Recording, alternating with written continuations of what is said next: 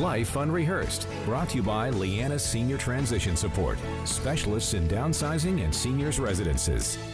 And good afternoon. Welcome to Life Unrehearsed. My name's Matt Delvecchio, specializing in life transitions, downsizing, and the senior living industry.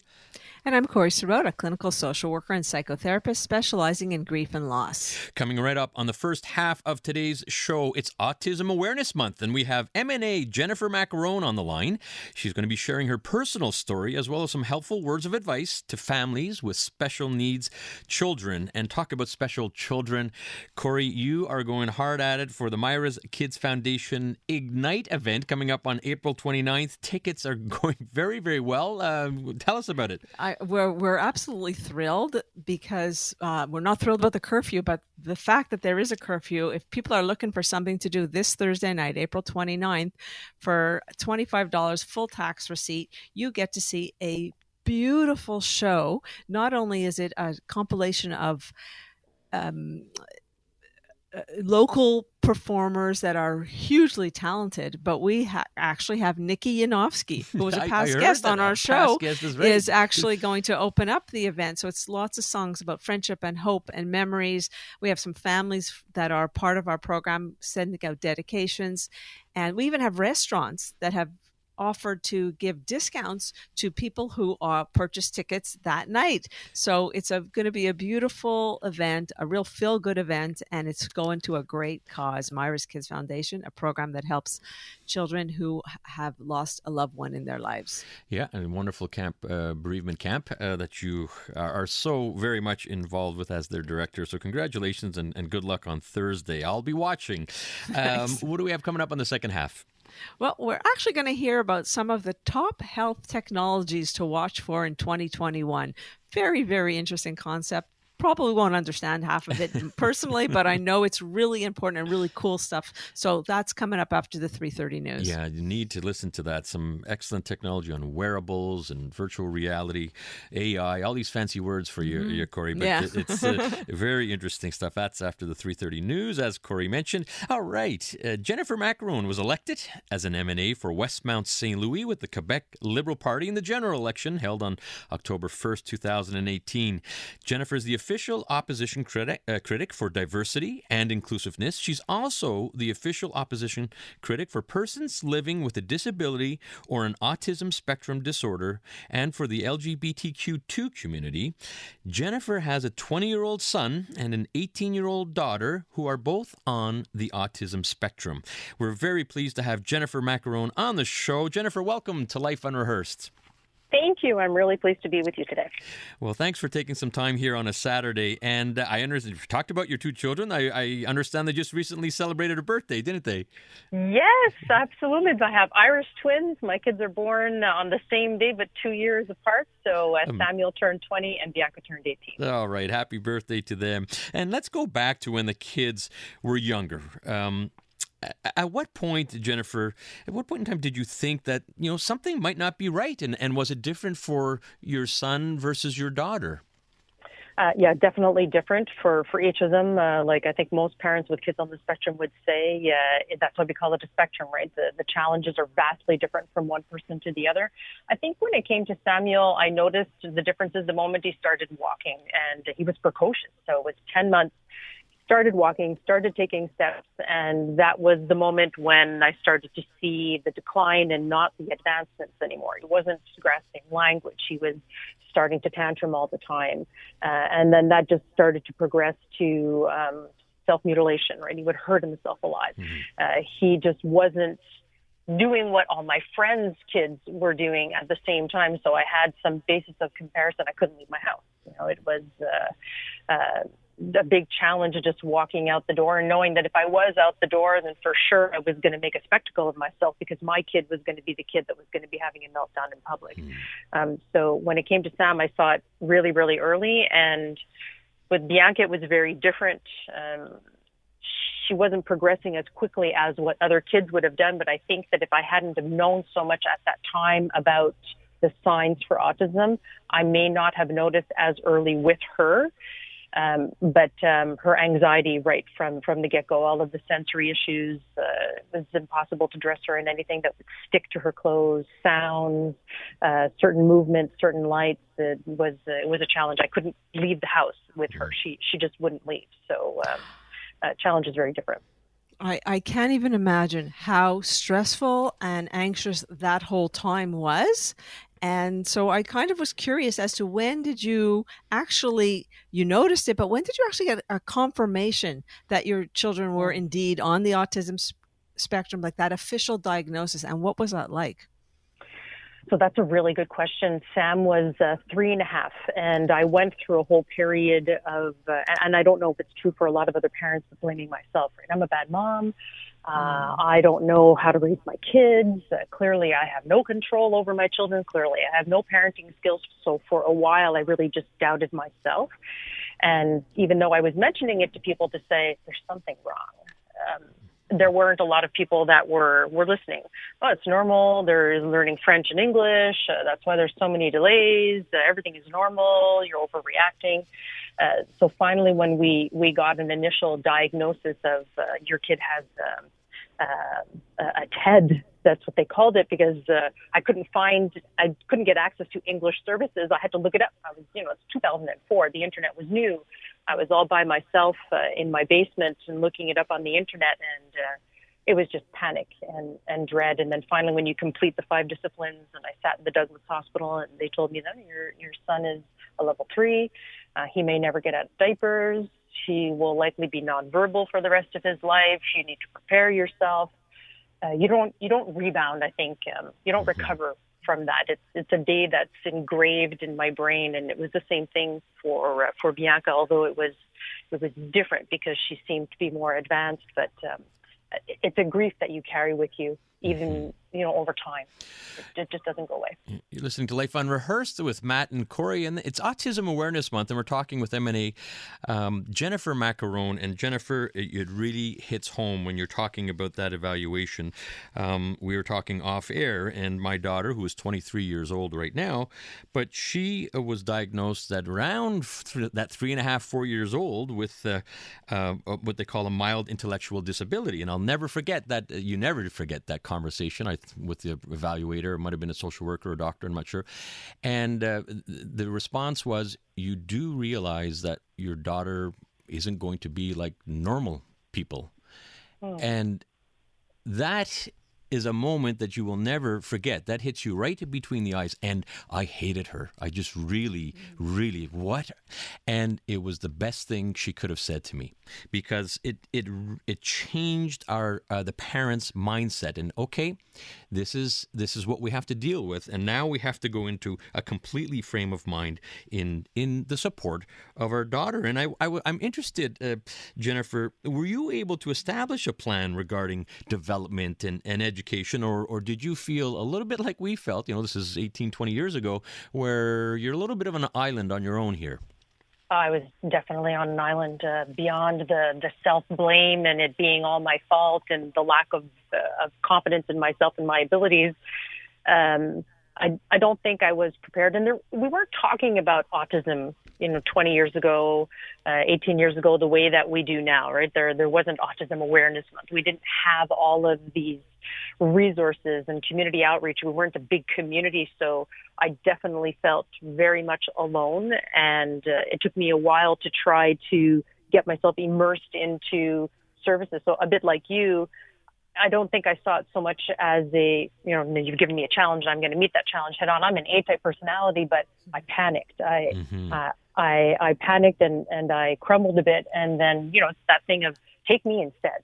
Right. It's that feeling of I just want to just protect my kids. And then you wake up from that and you move on to your next stage, which is, a bit of acceptance. You bounce a bit and I said, okay, I'm going to fix it. That's what well, I'm gonna that's, do. I mean, I think that I hear you. My heart breaks the way in which both of you are speaking about the reality of these diagnoses and what that means after. But I'm all about that life. We can't control certain things, but what we can control are the choices and what we do moving forward. And it sounds, and clearly we're having lots of conversations about how people did choose to move forward in very productive ways. Can you tell me a little bit about the school years and how, in fact, they're even doing now? So the school years were so difficult, and I wouldn't be here. I wouldn't be an MNA today if it wasn't for the school years, because I immersed myself into my school. You know, it was my school. It wasn't just my kids' school; it was my school, Mm-hmm. and I made sure that I was as involved as I could possibly be. In part because we had invested so much time and energy in therapy, and we held Sam back a year. He just wasn't ready to start school. He was nonverbal.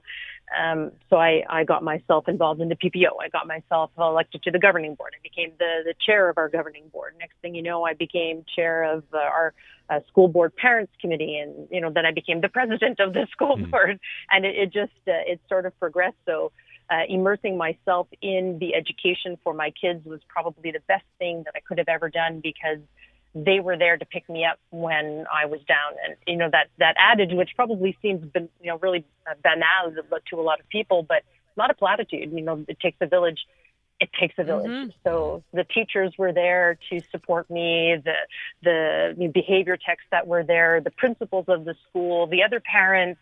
It really was that sense of community that got me through, especially on the days when people had to scrape me up off the floor with a spoon, and then the more I learned, the more I immersed myself, the more I realized that my kids were giving me a voice. So the more I advocated for them, the better it was for all kids like them, or all kids that had challenges.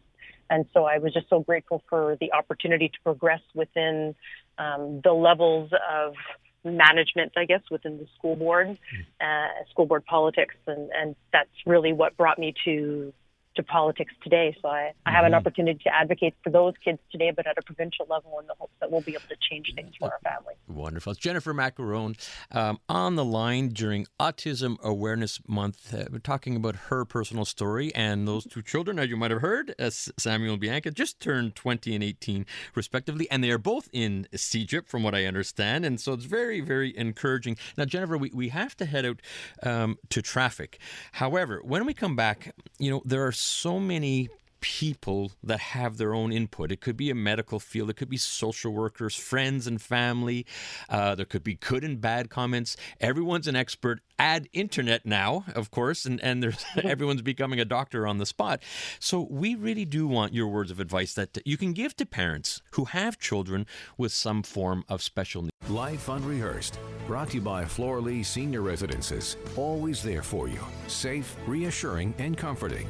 We call it home. So I can imagine that there are a lot of what I would call, I don't know if it's stakeholders or people that just some that you ask for advice, and some that certainly offer unsolicited advice and guidance around what you could be doing, whether it's medical professionals, social workers, family and friends, chock full of all kinds of advice.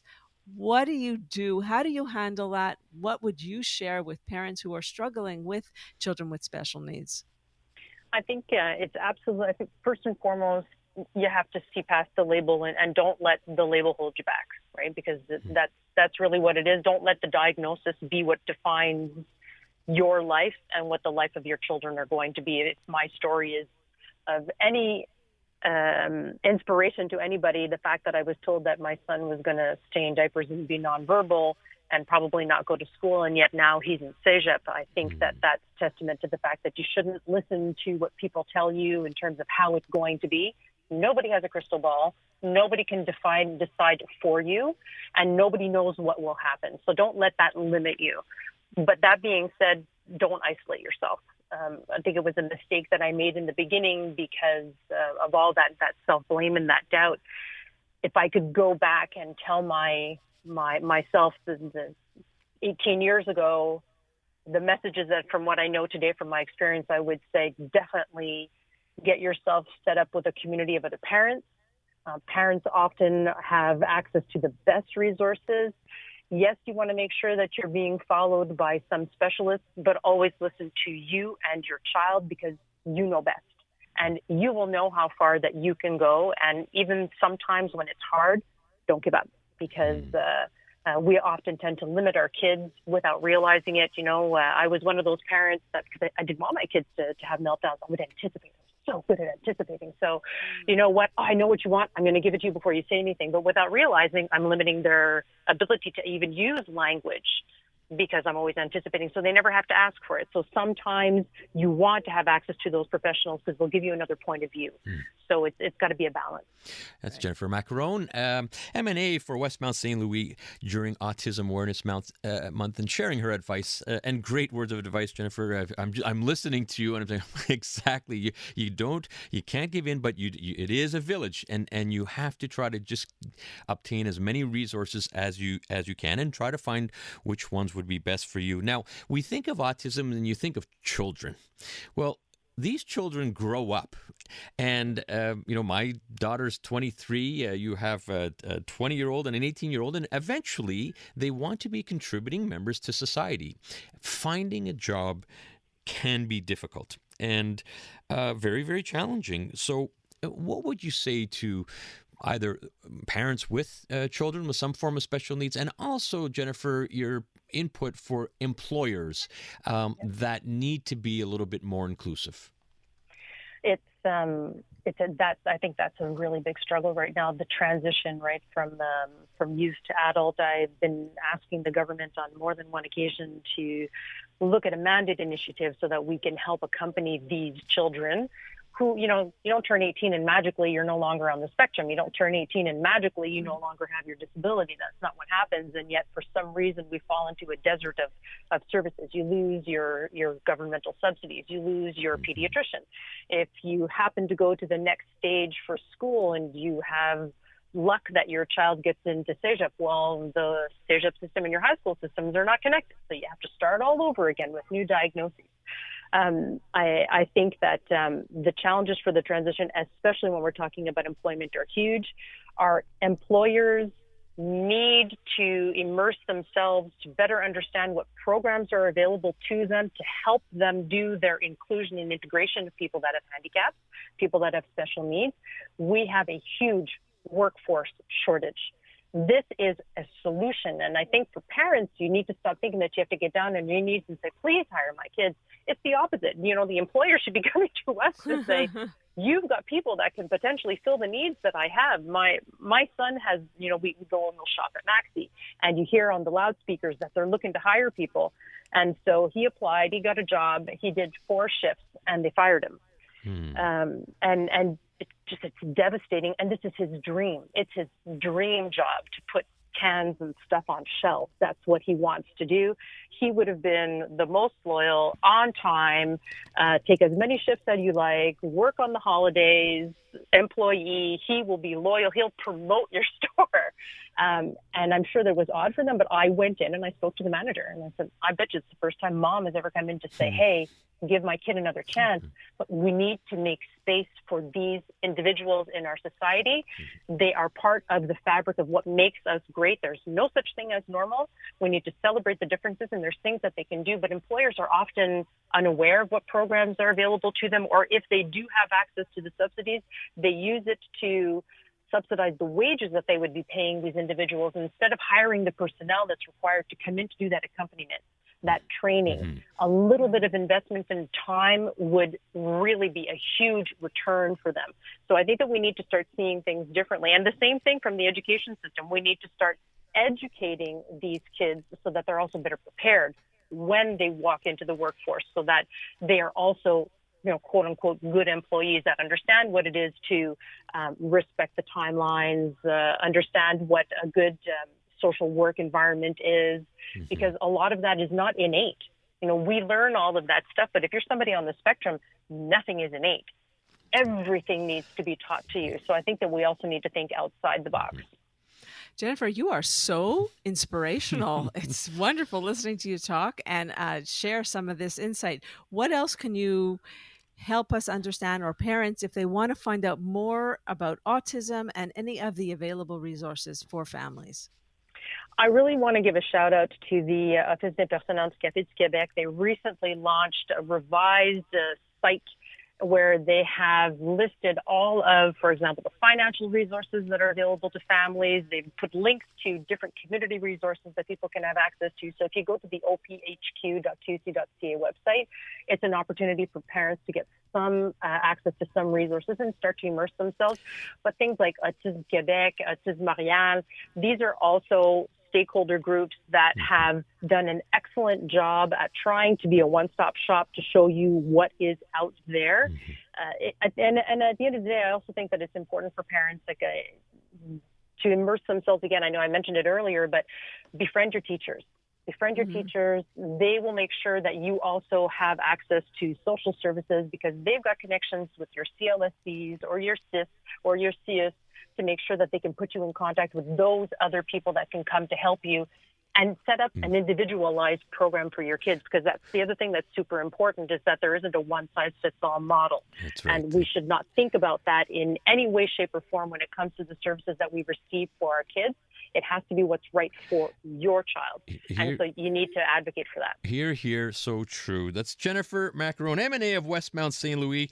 Thank you so much for taking some time and sharing the good word, and wish you the best of luck. I know you're very much involved with a lot of these things in the government as well. So we want to thank you and for all the hard work you're doing. Thank you so much for having me on the show. It was a real pleasure to be with you today. Thank you. It's Jennifer Maccarone, MNA of Westmount St. Louis, on the line. Life Unrehearsed, brought to you by Flora-Lee Senior Residences. Always there for you. Safe, reassuring, and comforting. We call it home.